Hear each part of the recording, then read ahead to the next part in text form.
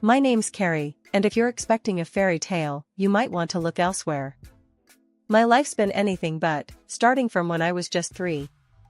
That's when my mom decided she'd had enough of us, or maybe it was just Dad and me she'd had enough of. She took off with some guy she met at a bar, or so the story goes. Never much cared to get into the specifics, the outcome was the same either way. She was gone, leaving me and Dad to fend for ourselves. School was a trip. Kids can be real jerks, especially when they sniff out something they think they can use against you. "Hey, Carrie, gonna run off like your mom?" That was a popular one for a while. Or, "Guess it runs in the family, huh?" Whenever I'd mess up or get in trouble. Kids, right? "Don't let them get to you," Dad would say. "They don't know Jack." He had a way of making it seem like it was us against the world, which, I guess, it kinda was. My dad, Jack, he was a rock. Started out slinging hammers on construction sites, then clawed his way up to running his own gig. The man busted his back so I wouldn't want for anything. And I didn't, not really. He made damn sure of it. But there was always this hole, you know? No matter how many new shoes or gadgets he threw my way. Graduation was a blur of caps and gowns, and before I knew it, I was stepping onto a college campus. Fresh start, new faces. Nobody knew about my mom and her leaving. It was liberating. For the first time, I wasn't Carrie, the girl with the runaway mom. Just Carrie. College was like stepping into another world. Nobody gave two hoots about my past. My mom's story? Might as well have been ancient history. It was all about the here and now. Classes, parties, late-night cram sessions. I started to feel like I could leave that old version of myself behind. My self-esteem? Shot through the roof. I was making friends, acing classes, and for once, I didn't feel like I was playing catch-up with everyone else. One evening, I found myself at this dive bar with a bunch of classmates. The place was buzzing, the kind of hum that told you stories were being made. I was wedged into a booth with Sarah and Mike, nursing a beer and pretending I understood their debate about some philosophical crap.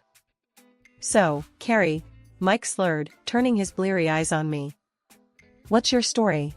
You always dodge the question." Sarah elbowed him. "Lay off, man. Not everyone's an open book." I shrugged, the old anxiety nibbling at the edges of my newfound confidence. "Not much to tell. Grew up here, Dad's in construction. Came to college to get away from the same old, same old. Life in college was a smooth ride, all things considered. Classes, friends, a couple of forgettable dates here and there. But nothing serious, you know? I was busy carving out a little slice of life for myself, away from the shadows of my past. And then, bam, Lucas happened. It was a typical Friday night. Sarah had dragged me to this house party, promising it'd be a blast. "Come on, Carrie, you need to get out more. Live a little," she'd said, practically pulling me out the door. The place was packed, music blasting, people everywhere. I was nursing my drink, feeling kind of out of my element, when Lucas bumped into me. Literally. Spilled his drink down my front.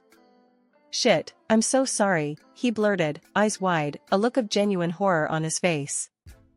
"Great, just what I needed," I muttered, dabbing at my shirt with some napkins he'd handed me. "Let me make it up to you. Another drink? On me, obviously," he offered, still looking mortified but hopeful. I eyed him, taking in his messy hair and the earnest look in his eyes. "Sure, why not? Can't get worse, right?" That drink turned into 3, and before I knew it, we were holed up in a corner, talking like we'd known each other for years. Lucas was easy to talk to. He had this way of making you feel like you were the only person in the room. "So, Carrie, what's your deal? You always hang out at parties looking like you'd rather be anywhere else?" he teased, nudging my shoulder lightly. I rolled my eyes, a smile tugging at my lips, despite myself. "Nah, just not my scene, I guess. I'm more of a quiet nights and good books kind of girl." "Ah, a mystery wrapped in an enigma," he quipped, winking at me. "I like it." We delved into everything, our majors, our hometowns, our hopes for the future. Lucas was studying architecture, had dreams of designing sustainable buildings. Make the world a little less shitty, you know, he said, passion lighting up his eyes. It was refreshing, talking to someone so different from me yet so similar in many ways. He told me about his mom, how she'd raised him on her own after his dad left. She's a fighter, my mom. Taught me everything I know about not giving up. I found myself opening up about my dad, how he'd been both parents rolled into one. He's my hero, honestly. Worked his ass off to give me a good life. Lucas nodded, understanding flickering in his gaze. Sounds like we both got lucky with the parent lottery, huh? Yeah, I guess we did. I agreed, feeling a warmth in my chest that had nothing to do with the alcohol. As the night wound down, Lucas leaned in, his voice lowering. I don't know about you, but I'm really glad I spilled my drink on you. I laughed, the sound bubbling up from somewhere deep inside. Me too, Lucas. Me too. He walked me home that night, the streets quiet and the air crisp around us. When we reached my door, he hesitated, shuffling his feet. So, can I see you again? Maybe without the party and the spilled drinks? I bit my lip, considering. A part of me was screaming to say yes, to dive headfirst into whatever this was. Another part was cautious, wary of getting too close. But looking into Lucas's hopeful eyes, I found myself nodding. Yeah, I'd like that. Fast forward through countless dates, late-night phone calls, and studying sessions together, we were inseparable. College life was good, but having Lucas in it made it great. Before I knew it, graduation rolled around. Walking across that stage, diploma in hand, I spotted Lucas in the crowd, cheering louder than anyone else. Felt like my heart was gonna burst right out of my chest. Life after college was a blur of new beginnings. Landed a job as an accountant, and Lucas kicked off his career in architecture. We were doing it, making our way in the big, wide world. And we were doing it together. One day, out of the blue, life decided to throw us another curveball. I was pregnant. The 2 lines on the test, clear as day. My world stopped for a minute, everything silent around me. When I told Lucas, his reaction was a mix of shock and something else, joy, maybe? He took my hands in his, eyes shining with a mix of emotions. Carrie, this is... wow. We're gonna have a baby. The weight of the moment hung between us, heavy and sweet all at once. Then, Lucas, ever the straight shooter, said what we were both thinking but hadn't dared to voice yet. Guess it's time to stop messing around, huh? Think about making it official. You know, a wedding. Meeting Lucas's mom, Carol, was like stepping into a hurricane when you've only ever dealt with a light drizzle. Lucas had prepped me, saying she was a bit much sometimes, but that was the understatement of the century. We were at her house, a cozy little place that looked like it belonged in one of those home magazines, all neat and pretty. But the atmosphere? Ice cold, especially after Lucas dropped the baby bomb. Carol just stared at us for what felt like an eternity, her eyes drilling into me. Then, she finally spoke, her voice sharp as a knife. A baby? You're sure it's Lucas's? Lucas looked like he'd been slapped. Mom. What the hell? I was stunned, mouth dry, words stuck in my throat. This was the woman who raised the guy I love? She continued, her gaze never leaving mine. I mean, it's a valid question, Lucas. With her background and all. I felt my face flush with anger. My background? What's that supposed to mean? Carol sighed, as if explaining to a child. Your mother left your family, Carrie. That says something about your character. Lucas jumped in, his tone desperate. Mom, stop it. That's not fair. Carrie's not her mother. But Carol was on a roll, ignoring Lucas. And you, getting pregnant so young. Are you trying to trap my son? I couldn't believe what I was hearing. Trap him? We're in this together, Carol. It's not like I planned this on my own. Lucas stood up, his chair scraping loudly against the floor. Enough, Mom. This is insane. You're talking about the woman I love and our child. Carol's face softened for a fraction of a second before she went back on the offensive. I'm just looking out for you, Lucas. You have to think about these things before you ruin your life. I was fuming, but Lucas squeezed my hand under the table, a silent plea to stay calm. We've thought about it, Mom. We're getting married. And we'd like your blessing, but we don't need it.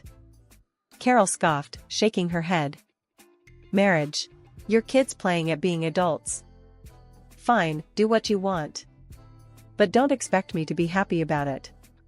Our wedding was nothing fancy, just a modest gathering with the people who mattered most. My dad was beaming the whole time, practically glowing with pride. But Carol, my new mother-in-law, might as well have been sucking on lemons all evening. Her face was set in a permanent scowl, like she'd walked into the wrong party and couldn't find the exit. At first, after the wedding, I tried to get on Carol's good side, thinking maybe she just needed time to warm up to me. Lucas and I would go over to her place together, but each visit felt like walking into a lion's den. She had this way of talking, dropping little sarcastic comments and laughing them off, but they always landed like punches. Stuff about the baby, like, sure hope the kid gets Lucas's brains, we don't need another runaway in the family. I bit my tongue so much during those visits, it's a wonder I could still talk. But the worst part wasn't the snide remarks, it was how Lucas started acting. He and Carol were thick as thieves, always on the phone or hanging out. And bit by bit, he began to change. It was like he'd absorbed her suspicion and doubt, started looking at me like I was some stranger. One night, he came at me with this gem. Are you sure the baby's mine? You know, given your family history. I stared at him, my jaw on the floor. Are you kidding me right now? You sound just like your mom. He shrugged, a pathetic attempt at looking innocent. It's a valid question, isn't it? I was livid. No, Lucas, it's not. You know me. You know us. How can you even say that? The distance between us grew with each day, each visit to Carol's, each whispered conversation he thought I didn't hear. I stopped going over to her house, couldn't stand the toxicity. Lucas didn't seem to mind, just carried on with their little two-person fan club. One evening, after another solo visit to Carol's, Lucas came home looking troubled. Before he could launch into another one of his interrogations, I cut him off. Lucas, this has to stop. I'm tired of defending myself against accusations and insinuations, especially from you. He looked at me, really looked at me, for the first time in what felt like forever. Carrie, I don't know what's gotten into me. It's just, my mom, she gets in my head. I shook my head, disappointment weighing heavy on my heart. Your mom isn't here, Lucas. It's just you and me. And if we're going to make this work, really work, you need to decide where your loyalties lie. For a brief, shining moment, it felt like I was living in a different world. Carol, my ever-critical mother-in-law, decided to jet off on some extended vacation, leaving us to our own devices for a whole 2 months. You wouldn't believe the change in Lucas. It was like the guy I fell for came back from the dead. We laughed more, talked more, and those nagging doubts and fights just melted away. Being pregnant felt a bit easier without Carol's constant commentary in the background. For a while there, I actually thought we'd turned a corner. Then Carol came back. It was like a switch flipped in Lucas again. The tension, the suspicion, it all came creeping back, like mold in a forgotten corner. She must have been filling his head with all sorts of nonsense the second she got back. I held on to hope, though. Hope that once our daughter was born, things would change. That seeing his child, our child, would snap Lucas out of whatever spell his mom had cast over him. Boy, was I wrong. From the moment our daughter, Lily, entered the world, Carol was on us like a hawk. She'd swoop into our home uninvited, under the guise of helping. But her help was more like a barrage of criticism. You're holding her all wrong, she'd snap, watching me like I was about to drop Lily on her head. Her bath is too cold. Are you trying to freeze her? She'd accuse, sticking a finger in the bathwater like some kind of twisted Goldilocks. And the feeding? According to Carol, I might as well have been trying to poison Lily with the way I was going about it. Nothing I did was right. I couldn't even change a diaper without Carol lamenting how I was setting Lily up for a lifetime of discomfort. Her favorite jab? It's clear your mother never taught you anything. Look at this place. It's a mess. And you're just lazy. Each word was a knife, and I felt myself bleeding out, bit by bit. Lucas, for his part, was no help. He'd parrot his mother's concerns, adding his own layer of doubt to the mix. One particularly rough day, Carol was on her usual tirade about the state of the house, her voice a grating symphony of dissatisfaction. This is no environment for a child. It's filthy. And you're just sitting around. What kind of mother are you? I was at my breaking point. I'm doing my best, Carol. Maybe if you actually offered help instead of just criticism, things would be different. Her laugh was sharp, dismissive. Help? Dear, you need more than help. You need a miracle to learn how to take proper care of a child. Lucas walked in just as the words left her mouth, his expression a mix of confusion and concern. What's going on here? Your wife, Carol said, turning her poison-tipped words toward him, is clueless. It's a wonder Lily is thriving at all. I looked to Lucas, hoping for some sign of support. But all I saw was hesitation, a man torn between his mother and his wife. The night was rough. Lily's tummy was acting up, keeping us both awake till the early hours. Deciding we both needed the rest, I took the day off to lie down with her, hoping she'd feel better soon. But then Carol burst in like a tornado, her voice booming through the house about how dirty it was and that there was nothing to eat. This place is a mess. And what about dinner? Lucas can't be expected to cook for himself. I was too tired and frazzled to deal with her. Lucas said he'd handle dinner tonight. It's fine, I mumbled, trying to keep my voice down so Lily wouldn't wake up. Carol wasn't having it. She raised her voice even louder. He should not have to. It's your job to take care of him.